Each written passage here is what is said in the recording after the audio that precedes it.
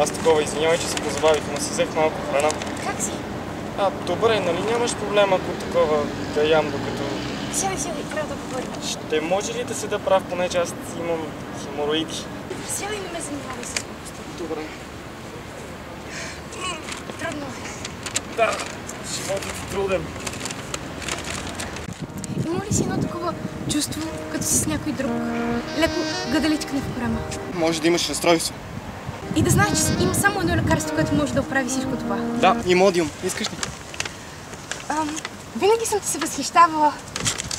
Аз винаги си нося материали, когато бях в арена младост и нямах и трябваше да акам в тоалетната. Толкова си решителен и смел и непоколебим. Помниш как тези кучета те гониха? Двата ротвайлера, които ми отхапаха всичко, освен апендисита? Не помни. Как бягаше и крещеше, като истински спартанец. Ако спартанците са руси, хилави имат 4 алергии. Не си хилав, имаш силни вежди. Винаги си се оправил във всякакви ситуации. Действаш бързо и непоколебимо. Даже скала би се отместила от пътя ти. Виж, това не е вярно. Веднъж пробвах и се оказа, че челото ми съвсем не е толкова непоколебимо. И от тогава съм така. Как? Артистичен. Така си по-загадъчен. Загадъчното е секси. Загадъчното боли. Аз съм точно толкова секси, колкото един стар болен заек. Имаш секси дупе. Добре де, но една част не стига. Да си секси е въпрос на имидж. А имиджът е рефлексия на дълбокото его. За да се чувстваш секси, трябва да си уверен в имиджа си. Тоест, да си уверен в егото си. Но егото е зависимо от подсъзнателния ни мозък, който търси удоволствие.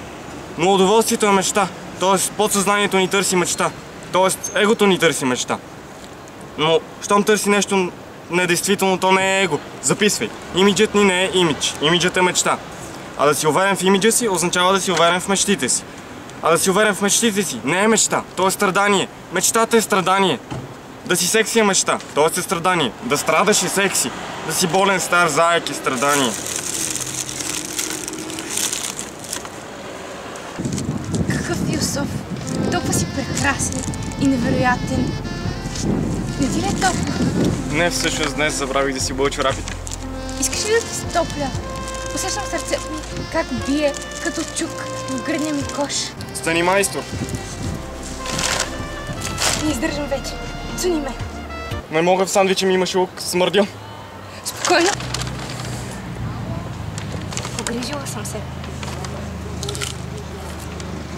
Сега ще може да бъдем завинаги заедно.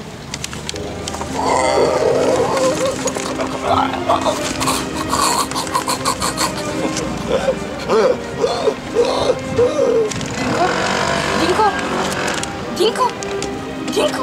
Какво стана, Динко? Това са след смъртни конвулсии.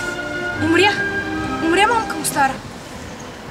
Любовта ни е обречена и само едно нещо може да ни събере отново. Смъртта.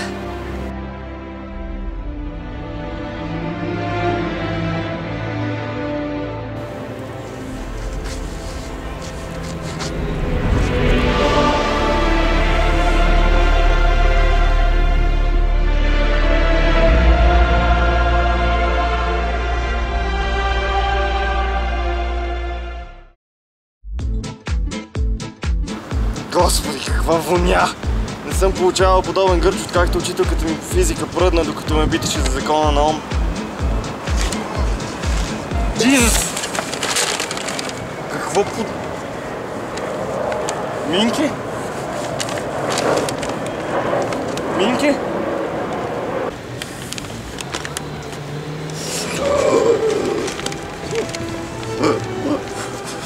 Без съмнение, мъртва е. Самоубила се заради мен. Но не съм аз виновен, де. Аз получих гърч заради това, че тя яде лук. Защото аз ядох лук. Защото бях гладен, а тя ме извика. Тоест, тя е виновна. Не. Лукът е виновен. Но на властите няма да им пука. Кой ще повярва, че е умряла заради един лук? Всъщност, лукът е виновен. Заради него плюс устата и се получи тази воня, която за малко на ме уби и мен. Но властите няма да им пука. ги мързи и ще ме нарочат за убиеца. Истинският убиец е Укът. Той се оказа по-силен от любовта. Бог на смъртта. И на мен не ми остава нищо друго, освен да се самоубия. Минки, моя Жулиета, само ти си ме разбирала. Цял живот само ти си ме понасяла. Дори когато те постригах гола глава, когато исках да стана фризьор. И трябваше да го разбера. Заради този лук. О, смърт! Къде ти да си? Печелиш! Повече никога няма да играя с теб. Сега, къде беше точката на смъртта? Слънчев сплит, далак, апандисит или първо далак, после слънчев сплит, апандисит. О, Минки, скъпа Минки, идвам!